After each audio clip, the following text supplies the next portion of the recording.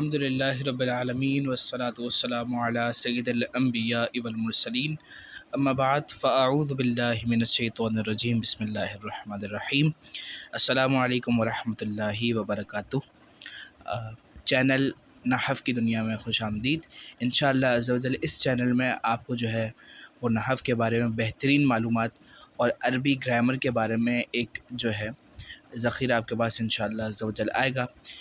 جو videos upload ہوں گی ان کو ضرور دیکھیے گا اور اس ویڈیو کو بھی مکمل کیجیے گا۔ آج جو چونکہ ہمارا اسٹارٹ اپ ویڈیو ہے تو انشاءاللہ عز و جل ہم جو ہے کتاب خلاصۃ النحو یہ پڑھیں گے۔ المدینۃ العلمیہ کی یہ جو کتاب ہے تو انشاءاللہ عز و جل آج اس کا آغاز کریں گے ہم۔ تو آپ اپنی اسکرین پہ جو ہے وہ دیکھ سکتے ہیں کتاب انشاءاللہ آج جو ہے اس کی ابتدائی باتیں اصطلاحات بلکہ ہم پڑھیں گے، اس کے بعد انشاءاللہ اگلی ویڈیو میں ابتدائی باتیں پڑھیں گے۔ تو اصطلاحات پڑھیں گے کہ اس کے اندر ان اسباق میں جو آگے آ رہے ہیں ان میں کچھ ٹرمینالوجیز یوز ہو رہی ہیں، تو وہ کون سی ٹرمز ہیں، وہ کون سی اصطلاحات ہیں، تو اس کے بارے میں ہمیں کچھ انہوں نے پوائنٹس دے دیے کہ یہ جو ہے اصطلاحات یہ آگے استعمال ہوں گی۔ تو ہم شروع کرتے ہیں۔ سب سے پہلا پوائنٹ آپ کو دکھ رہا ہوگا کہ لکھتے ہیں کہ ایک زبر، ایک زیر اور ایک پیش کو حرکت کہتے ہیں، یعنی زبر زیر پیش کو حرکت کہتے ہیں۔ قرآن پاک میں آپ جب قرآن پاک کھولتے ہیں تو اس کے اندر زبر بھی ہوتا ہے، زیر بھی ہوتا ہے، پیش بھی ہوتا ہے۔ تو ایک زبر کو اور ایک زیر کو اور ایک پیش کو حرکت کہتے ہیں، اور ان تینوں کو یعنی زبر زیر پیش کو حرکات سلاسلہ کہتے ہیں، یعنی تین حرکات سلاسلہ کہتے ہیں۔ اور جس حرف پر کوئی حرکت ہو، کوئی حرف ہو، الف ہو، میم ہو، با ہو، تا ہو، تو جس حرف پر کوئی حرکت ہو، زبر زیر پیش ہو، تو اس سے متحرک کہتے ہیں۔ جیسے کہ با ہے، با کے اوپر اگر کوئی زبر لگ جائے یا زیر لگ جائے یا پیش لگ جائے تو یہ متحرک ہو جاتا ہے۔ نمبر دو لکھا ہوا ہے کہ دو زبر، دو زیر اور دو پیش کو تنوین کہتے ہیں۔ دو زبر، دو زیر اور دو پیش کو تنوین کہتے ہیں۔ جی، تو دو زبر، دو زیر، دو پیش کو ہم نے پڑھا تنوین کہتے ہیں۔ ہم نے پہلے پوائنٹ میں پڑھا تھا کہ ایک زبر، ایک زیر، ایک پیش کو حرکت کہتے ہیں، اور نیچے ہم نے پڑھا کہ دو زبر، دو زیر اور دو پیش کو تنوین کہتے ہیں، اور جس حرف پر تنوین ہو اسے منون کہتے ہیں۔ یعنی با لکھا ہوا ہے، با حرف ہے، تو با کے اوپر ہم نے دو زبر لگا دی تو یہ تنوین ہم نے لگائی، تو جس حرف پر تنوین ہم نے لگائی ہے اسے ہم منون کہیں گے۔ صحیح ہے جی۔ نمبر 3 ہے کہ ایک یا دو زبر کو فتح، ایک یا دو زیر کو کسرہ اور ایک یا دو پیش کو دمہ کہتے ہیں۔ یعنی ہم نے اوپر پڑھا تھا کہ زبر زیر پیش کو حرکت کہتے ہیں، زبر کو حرکت کہتے ہیں، دو زبر کو تنوین کہتے ہیں۔ تو انہوں نے ایک نئی ٹرم لائی ہے کہ ایک یا دو زبر کو فتح کہتے ہیں۔ اچھا، آگے کہتے ہیں ایک یا دو زیر کو کسرہ کہتے ہیں اور ایک یا دو پیش کو دمہ کہتے ہیں۔ آگے کہتے ہیں کہ جس حرف پر فتح ہو اسے مفتوح کہتے ہیں، جس پر کسرہ ہو اسے مکسور کہتے ہیں، اور جس پر دمہ ہو اسے مضموم کہتے ہیں۔ یہ تھوڑا سا ڈیفیکلٹ ہوگا لیکن آپ کو ایکسپلین کرتا ہوں میں کہ با لکھا ہوا ہے، حرف با کے اوپر ہم نے زبر لگایا۔ کیا لگایا ہم نے؟ زبر لگایا۔ اب اس زبر کو میں فتح کہوں گا کیونکہ اس میں لکھا ہوا ہے ایک یا دو زبر کو فتح کہتے ہیں۔ اسی طرح با کے اوپر دو زبر لگا دوں میں تو اس کو بھی میں کہوں گا کہ با کے اوپر فتح ہے۔ اچھا، با لکھا ہوا ہے، با کے نیچے میں زیر لگا دوں تو اس کو میں کہوں گا کہ با پر کسرہ ہے۔ صحیح ہے۔ اچھا، با کے نیچے میں دو زیر لگا دوں تو بھی میں اس کو کہوں گا کہ کسرہ ہے، اور با کے اوپر میں پیش لگا دوں، ایک پیش لگا دوں تو یہ میں بولوں گا کہ با پر دمہ ہے، اور با کے اوپر میں دو پیش لگا دوں تو میں کہوں گا یہ بھی با کے اوپر دمہ ہے۔ اچھا، با پہ اگر دو زبر یا ایک زبر ہوگا تو میں اس کو کہوں گا با کو کہ با مفتوح ہے، صحیح ہے جی. اور با کے نیچے اگر ایک زیر یا دو زیر لگاؤں گا تو با کو میں بولوں گا کہ یہ مکسور ہے. اور اگر با کے اوپر میں ایک پیش یا دو پیش لگاؤں گا تو میں بولوں گا با مضموم ہے، صحیح ہے جی. نیچے چوتھا پوائنٹ لکھا ہوا ہے کہ الف سے یا تک.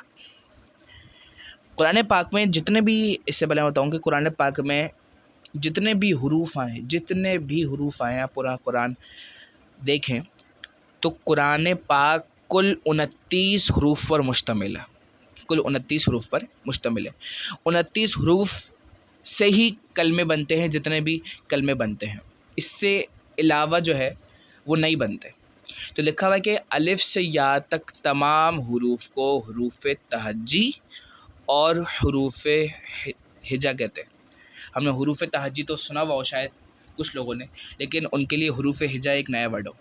تو انہوں نے ایک بات کا اضافہ کیا ہے کہ الف سے یا تک تمام حروف کو حروف تہجی کہتے ہیں اور حروف ہجا بھی کہتے ہیں. پانچواں پوائنٹ انہوں نے دیا ہوا ہے کہ الف، واو اور یا کو حروف علت کہتے ہیں اور باقی تمام حروف کو حروف صحیح کہتے ہیں. اس کو تھوڑا میں ایکسپلین کروں گا کہ حروف تہجی ہیں الف سے یا تک. آپ کو بتا دیے کہ الف سے یا تک تمام حروف کو حروف تہجی کہتے ہیں، صحیح ہے. تو حروف تہجی میں الف، واو اور یا میں یا کو حروف علت کہتے ہیں. اب حروف تہجی جو ہے کل 29 ہے. 29 میں سے 3 حروف ہیں الف، واو، یا، ان کو حروف علت کہتے ہیں. تو ان کے علاوہ تمام حروف کو حروف صحیح کہتے ہیں. مطلب 29 میں سے 3 نکالیں تو 26 بچتے ہیں. تو 26 کو حروف صحیح کہیں گے اور 3 حروف جو ہیں الف، واو، یا، ان کو ہم حروف علت کہیں گے. حروف علت کہیں گے. نمبر 6 ہے اس علامت. اب یہ آپ علامت دیکھ رہے ہوں گے، میں تھوڑا سا اس کو زوم آؤٹ کروں گا کہ اس کے اوپر جزم ہے. اس کو جزم کہتے ہیں. یہ چھوٹی دال بنی ہوتی ہے، اس کو دال نما شکل کہتے ہیں. کہ اس علامت کو سکون کہتے ہیں اور جس حرف پر سکون ہو اسے ساکن کہتے ہیں. دال نما جیسی علامت کو اب بس یاد رکھنا آپ کو کہ دال نما جیسی علامت کو سکون کہتے ہیں اور جس حرف پر سکون ہو اسے ساکن کہتے ہیں. سمپل. نمبر 7 ہے کہ جس الف پر کوئی حرکت یا سکون آ جائے اسے حمزہ کہتے ہیں.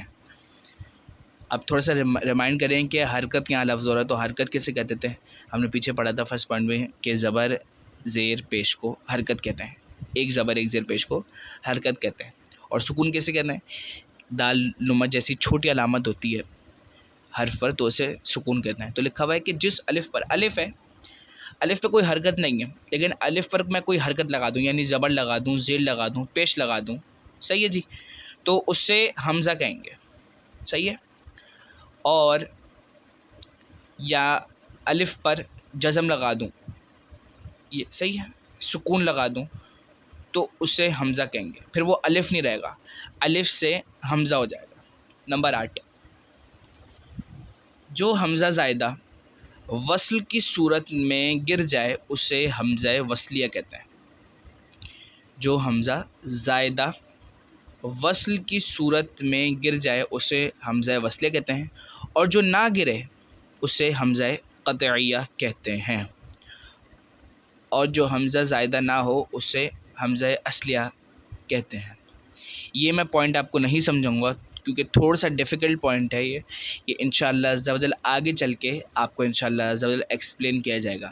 کیونکہ اگر آپ کو ابھی بتا دیا جائے گا تو آپ تھوڑا کنفیوز رہیں گے اور اس کے اندر 2-3 چیزیں اور ہیں جن کا اضافہ کیا جائے گا آگے چل کے انشاءاللہ عز و جل.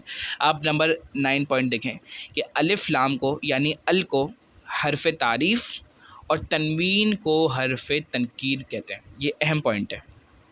یعنی الف لام آ جائے، یعنی ال آ جائے، الف لام آ گیا تو اسے حرف تعریف کہیں گے. کیا کہیں گے؟ حرف تعریف. اور تنوین کو، تنوین کیا ہوتی ہے؟ 2 زبر 2 زیر پیش کو تنوین کہتے ہیں. تو تنوین کو حرف تنکیر کہتے ہیں. صحیح ہے جی. نمبر 10 لکھا ہوا ہے کہ 14 حروف 14 حروف کون کون سے ہیں؟ لکھا ہوا ہے انہوں نے ایک ہمیں جو ہے ایک جملہ دے دی ہے کہ حق کا خوف عجم ہے، بریکٹ میں انہوں نے لکھا ہوا ہے، تو یہ 14 حروف ہیں۔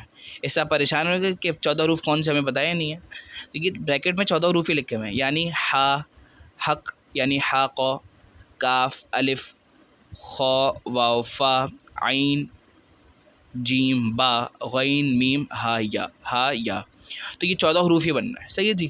تو یہ 14 حروف ہیں، ان کو کیا کہتے ہیں؟ حروف قمریہ کہتے ہیں، ان 14 حروف کو حروف قمریہ کہتے ہیں۔ اور حروف قمریہ کے علاوہ باقی حروف ہجا کو حروف شمسیہ کہتے ہیں۔ تھوڑا سا ریمائنڈ کریں کہ حروف قمریہ ہم نے حروف تہجی پڑھے تھے، حروف تہجی کون کون سے ہوتے ہیں؟ الف سے یا تک کل 29 حروف ہوتے ہیں، اور 29 حروف کو حروف تہجی کہتے ہیں، صحیح ہے جی۔ حروف تہجی کو اور کیا کہتے ہیں؟ ہاں، حروف تہجی کو ہم حروف ہجا بھی کہتے تھے، صحیح ہے جی۔ اچھا، لکھ رہے ہیں کہ حروف تہجی میں، حروف ہجا میں، یعنی حروف تہجی حروف ہجا جو بھی کر لیں، حروف ہجا میں 14 حروف اگر ہم نکال دیں، یعنی جو لکھے میں ہیں حق و خوف عجم میں، ان کو نکال دیں ہم حروف کو، 14 حروف ہیں، تو 14 حروف کو ہم جو ہے حروف تہجی میں ہم کیا کہیں گے؟ حروف قمریہ، صحیح ہے جی، اس کو یاد رکھیے گا۔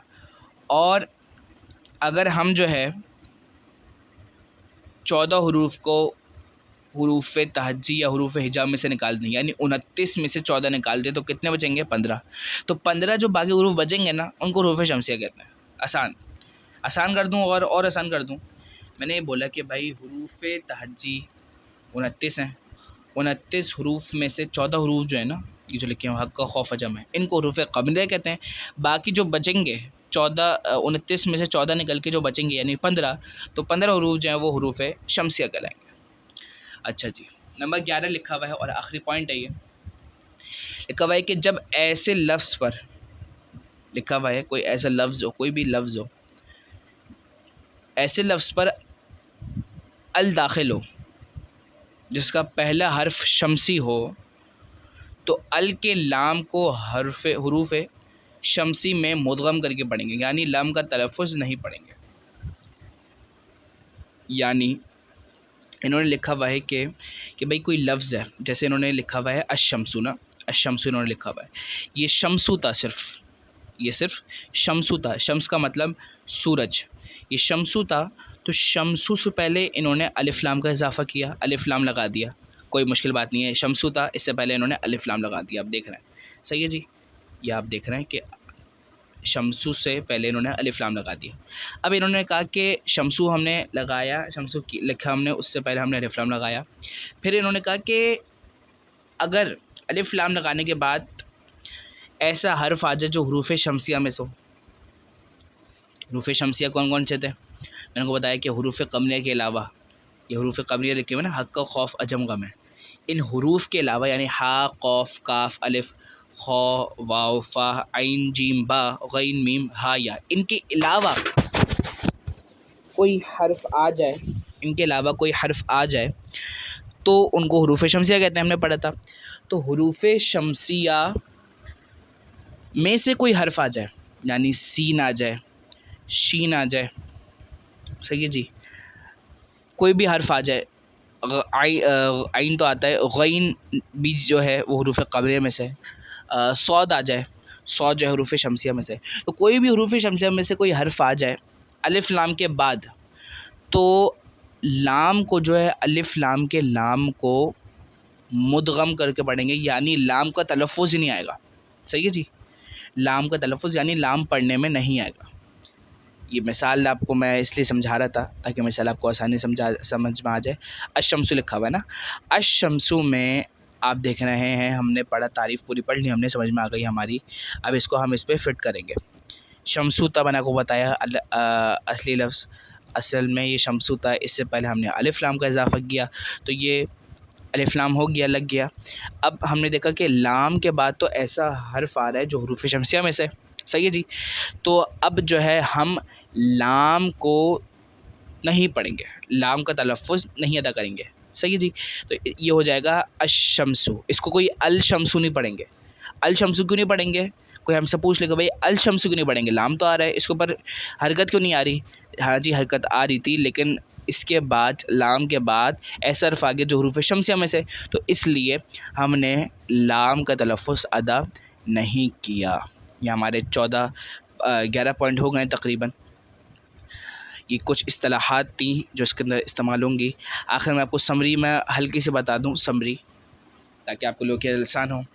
آسان یہ ہے کہ زبر زیر پیش کو حرکت کہتے ہیں اور ان تینوں کو حرکات ثلاثہ کہتے ہیں، صحیح ہے۔ جس حرف پر کوئی حرکت ہو اسے متحرک کہتے ہیں۔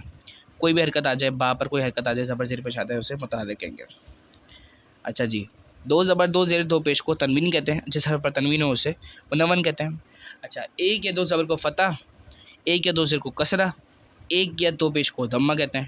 جس حرف پر فتح ہو اسے مفتوح، جس پر کسرہ ہو اسے مکسور، جسے دمہ ہو اسے مضموم کہتے ہیں، صحیح ہے۔ اچھا، یہ تیسرا پوائنٹ جو ہے نا بہت اہم ہے۔ یہ آگے جا کے فتح، کسرہ، دمہ، اب آگے جا کے نا آپ جب نحو میں آگے پڑھیں گے تو آپ کو یہ نہیں پتا جائے گا کہ با پر زبر ہے، با کے نیچے زیر ہے، با پہ پیش، آپ کو یہ پڑھیں گے، آپ کو پڑھیں گے با پہ فتح ہے، با پہ کسرہ ہے، با پہ دمہ ہے، صحیح ہے جی۔ تو یہ جو اصطلاحات ہیں نا، فتح، کسرہ، دمہ، ان کو اچھی طریقے سے آپ دیکھ لیجیے گا، یاد کر لیجیے گا۔